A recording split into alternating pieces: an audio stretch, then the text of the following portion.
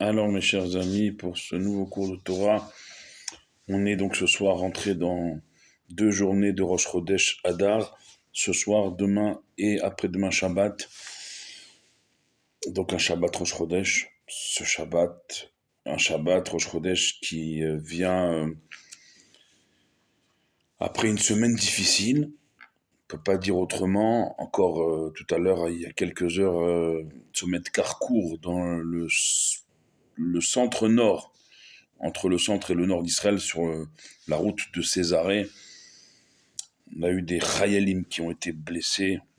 Alors, et c'est un attentat, encore une fois, de drissa qu'on appelle ici, c'est-à-dire qu'une voiture, un véhicule a foncé sur des soldats qui étaient à ce qu'on appelle ici à une station de Tremp, c'est-à-dire à la sortie d'une base, une base militaire où j'ai fait mes entraînements là-bas. Donc je connais très très bien cette sortie. Et il y a des blessés graves, il faut prier.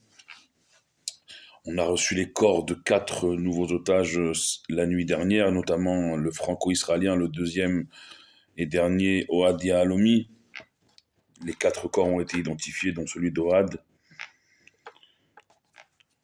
On va pas, sans parler bien sûr de la journée difficile d'hier avec l'enterrement des Bibas et avant-hier d'Oded Lifshitz. On a fini la première phase, comme il l'appelle. On attend ce Shabbat, une hypothétique deuxième phase, avec de nouvelles restitutions. Je ne sais pas quel mot employer en fait. Vivant, pas en vie, on ne sait plus quoi.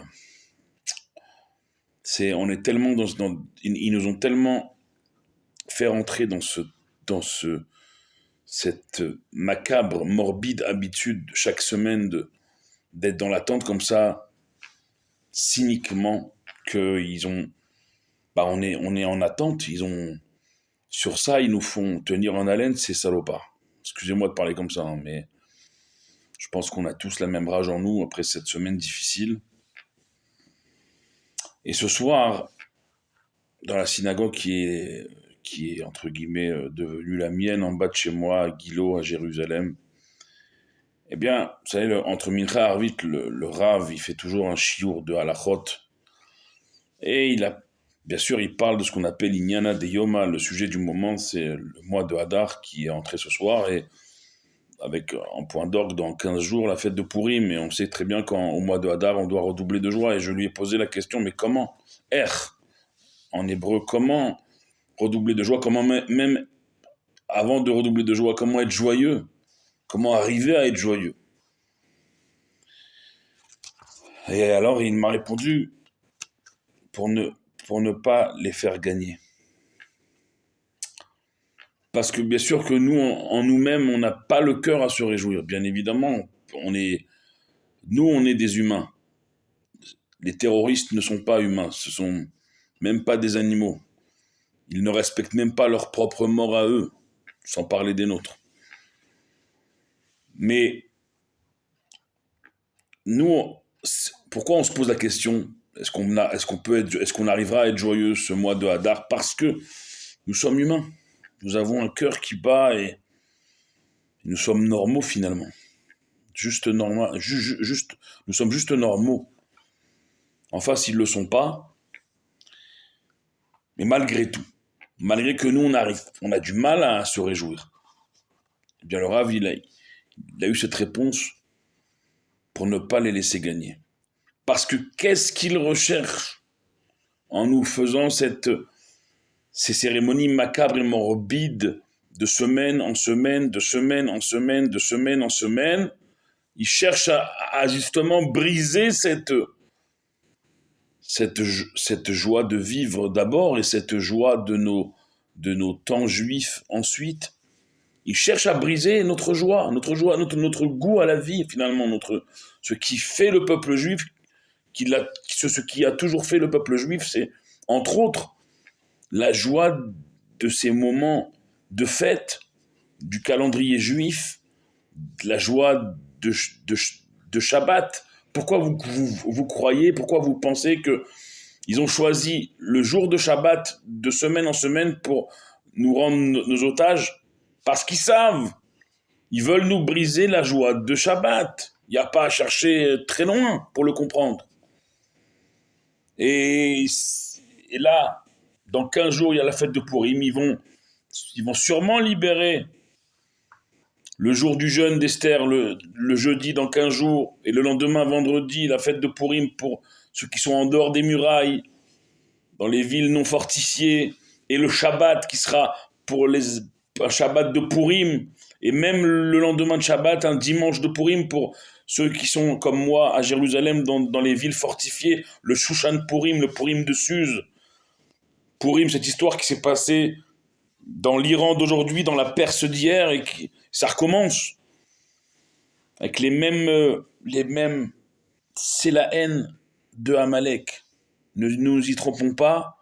D'ailleurs, dans les halachot ce soir qu'on a appris avec le Rav à la synagogue, parler du fameux Shabbat Zachor, le Shabbat qui précède Pourim tous les ans, Shabbat dit du souvenir, combien il va prendre un sens tout particulier cette année, Shabbat prochain, Shabbat du souvenir où on lira les 3 seuls versets obligatoirement à écouter la Torah. C'est les seuls versets que la Torah et que tous les décisionnaires disent qu'il y a une obligation, homme, femme comme enfant, d'écouter. C'est les 3 versets relatifs au souvenir et à effacer le souvenir, l'effacer de génération en génération de Amalek et de ses descendants. Combien ce Shabbat Zachor, Shabbat prochain, ce Shabbat du souvenir de ce qu'Amalek nous a fait dans notre histoire et continue à nous faire, combien cette année il va être lourd de sens. Avant Pourim, avant la fête la plus joyeuse du calendrier juif, comment arriver à être en joie? Eh bien, le Rav, il a répondu ne pas se réjouir, ne pas être joyeux cette année, c'est les laisser gagner. C'est ce qu'ils veulent. Un de leurs buts recherchés, c'est de casser notre joie, notre espérance, notre goût à la vie. Il y a des témoignages de chacun d'entre vous, de chacun d'entre nous, qu'on a du mal ces derniers jours, cette semaine, on a eu du mal à être métafket, comme on dit en hébreu, à fonctionner, à marcher, à avancer, à travailler. On a eu du mal, il y a eu des larmes. Ici, comme en diaspora, comme chez vous, j'en suis convaincu. On n'est pas abreuvé, on est inondé d'images.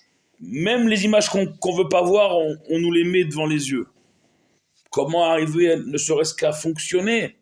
C'est ce qu'ils veulent, ces pourritures en face. Nos ennemis, c'est terroristes, c'est ce qu'ils veulent, ils veulent terroriser. Eh bien, si on leur donne jusqu'à la joie de nos temps juifs, la joie de nos fêtes et de nos shabbats, eh bien, ils auront gagné. Ils auront gagné, en plus de massacrer, d'assassiner nos hommes, nos femmes, nos enfants, ils nous auront en plus enlevé ça en plus. Ce qui a toujours fait notre peuple, ils nous l'auront enlevé. Même ça, même nos shabbats, ils nous les auront enlevés depuis 1 an et demi. Même nos fêtes, ils nous les auront enlevés depuis 1 an et demi. Et c'est pour ça que si on leur donne notre joie, ils auront doublement gagné. Ils auront gagné de nous arracher nos vies, les vies de nos proches, les vies de nos frères et de nos sœurs physiquement, et ils nous arracheront aussi nos vies spirituelles, notre espérance, parce que notre joie de vivre. Alors il ne faut pas les laisser. Il ne faut pas les laisser.